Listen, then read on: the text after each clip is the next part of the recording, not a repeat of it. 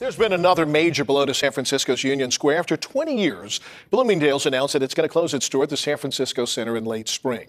The center along Market Street has seen a number of major tenants leave the mall over the years. So once again, unsurprisingly, in the city of San Francisco, a major retailer that had been there for a very long time is deciding to close their doors due to a combination of factors. However, one of those factors is obviously the blatant criminality and how theft completely goes unpunished in the state of California, and unfortunately the repeal of Prop 47 didn't come fast enough, and they're not able to be saved by it. So yeah, we're going to talk about this today. We're going to have a discussion about it, but before we do, I will remind you that my friend Devin Tracy, his parents lost their home in the California wildfires. He has set up a GoFundMe in order to raise money for them to help them get back on their feet. So if you're a fan of Devin or you want to support a friend of mine and you can contribute, please do. If you can't contribute, that's totally fine, and if you don't want to, I completely understand. But without further ado, let us get into the video. Grand Vicky, Mayor Daniel Lurie says this is part of a bigger retail trend happening nationwide.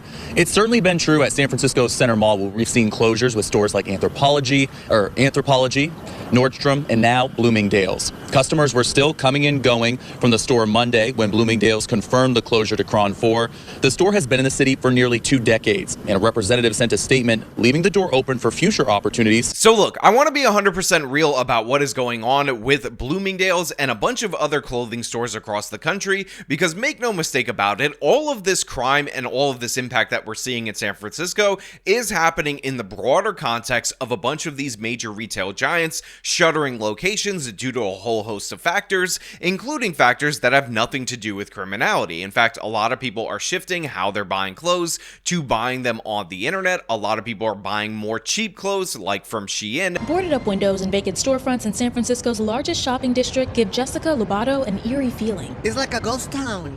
There's hardly any stores open. She says news of Bloomingdale's plans to close is a nail in the coffin for a fashion district Lobato loves. It's really upsetting because, this is the only nice shopping center that we have in the city. You wear it once and then it gets destroyed, and then you throw it out and you buy something else for $5. So of course, obviously, the big mega retail giants aren't going to be able to compete fully with that, so we do expect some closures of these stores across the country due to those factors. But I also want to point out that this is in the fashion district of the city of San Francisco. A lot of wealthy people used to be patrons of this store, of this shopping center, and as you heard from that local woman on the street, she called this the only nice shopping center in and around this area, or in the entire city. But in reality, what this is the high-end shopping center, and what we've seen is that a lot of high-end malls with high-end anchor stores have actually been able to weather the storm much, much better than malls that,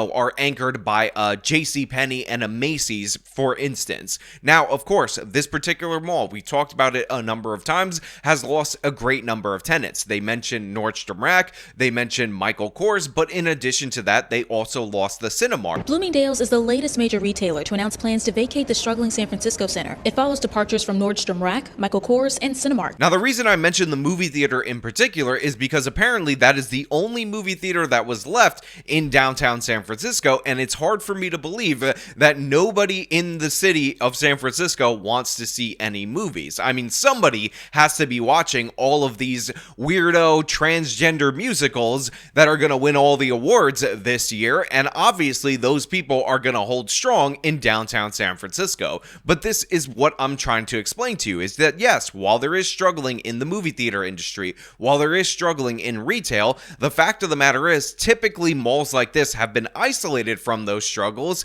However, what we see in San Francisco is that is not the case. And obviously, as more and more stores close due to the fact that there's criminality going on and running rampant in the city of San Francisco, you see the boarded up windows, and that drives more and more people away. Essentially, they're in the middle of a death spiral. Now, of course, obviously, the higher interest rates making it more difficult for these companies to borrow money in order to maintain operations play a factor. Obviously, the high rents in the city of San Francisco definitely play a factor, but make no mistake about this is due to criminality. And in fact, there's a story out of just last year of a bunch of these different same stores getting robbed in the same day by a band of criminals where no arrests were made, and this is becoming all too common. In fact, I think one of the most famous smash and grab or flash mob robberies robberies in a retail store happened either in a Bloomingdale's, maybe even this Bloomingdale's, or Nordstrom store that had already closed in the city of San Francisco.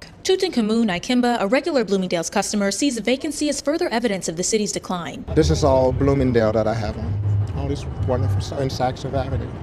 So, where am I going to find that wonderful stuff now? It's a mess. Now look, I would be lying to you guys if I didn't tell you that Bloomingdale's, in case you don't know, is incredibly expensive. So this guy saying, all I'm wearing right now is Bloomingdale's, is him flexing his wealth on you, but I want to focus less on that and less on the fact that many of you are probably not feeling all too bad for somebody who can afford to buy all his clothes from Bloomingdale's, and focus on what he said prior to that to the reporter that was communicated to us from her, which is this is more evidence that the city of San Francisco is in decline. And yes, it is evidence that they're in decline because, again, you have a high-end shopping center where wealthy people go. Wealthy people are more likely to do their shopping at these malls because they like the experience, they like the higher customer service. And again, we've seen patterns of the fact that these malls with the high-end stores tend to stay in business longer, while JCPenney anchored stores tend to go out of business. And this one's going out of business one by one, vacancy by vacancy, and it's absolutely tragic. And again, they got rid of their mayor, they got rid of Chesa Boudin prior to that, they got rid of Prop 47, but it doesn't seem like it was done in enough time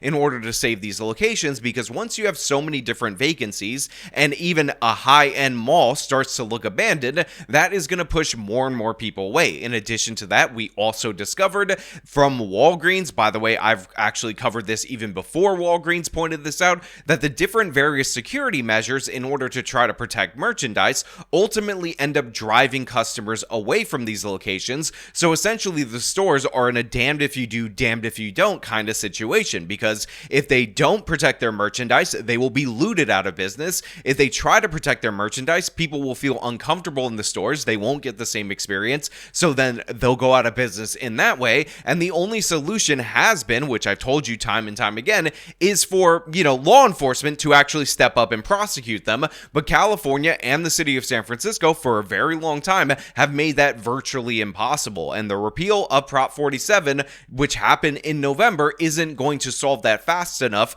because of all the problems that preceded this, and we're going to still see those impacts for quite a bit of time. However, Bloomingdale's exit doesn't mean the retailer will leave the city for good. In a statement, the company wrote, "We're hopeful to be back to serve the San Francisco community in the future and look forward to introducing new ways to provide enhanced service to our loyal local shoppers." District 3 Supervisor Danny Sauter says the retailer could still reopen in a new location nearby. So right there, the Bloomingdale says, look, we're not necessarily leaving the city of San Francisco forever. We're not necessarily leaving our wealthy clients forever, but we're leaving the mall. The mall is a dying entity, this particular mall, due to the policies that were put forward by the city of San Francisco. So we're going to get out of here. We may relocate somewhere else, but they're also probably going to try to push more and more for people to shop online, maybe have a smaller storefront. And again, that is just going to lead to more visible decay of the city because nobody is refilling these stores. We have quite a few malls in the city of New York and on Long Island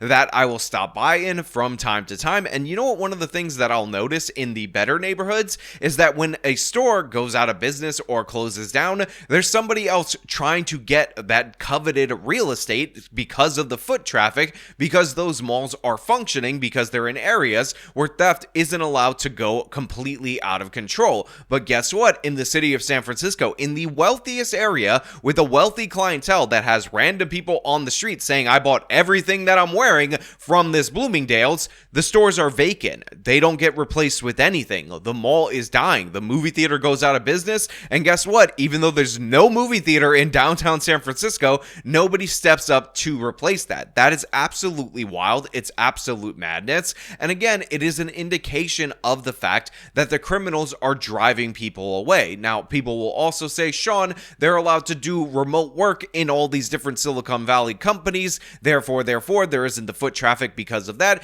And yes, while that can be true, while it can be a confluence of factors, make no mistake about it, it turns out theft has a huge impact. I know a lot of lefties will cite some study related to a Target or two different Targets in the city of San Francisco and say, hey, they only closed the one with less foot traffic, not the one with more foot traffic and more theft. And obviously, if your sales can outrank the amount of theft that you're experiencing at that location, you can keep it open even if it has elevated levels of theft. Again, we're talking about a theft to sales ratio, and many of these stores cannot deal with the elevated threat. And again, in addition to that, even if people are not looting the Bloomingdale's out of business, the perception of crime and the fact that all these other stores in the mall could be targeted for theft could be driving people away, not to mention the security features and all the different other things that I was talking about. So yeah, another nail in the coffin for the city of San Francisco, and it's a really unfortunate nail because California, at least locally, seems to be voting in the right direction. Again, got rid of Boudin, voted for Prop 47's repeal, and tossed out Mayor London Breed on her ass. But the fact of the matter is, 10 years of Prop 47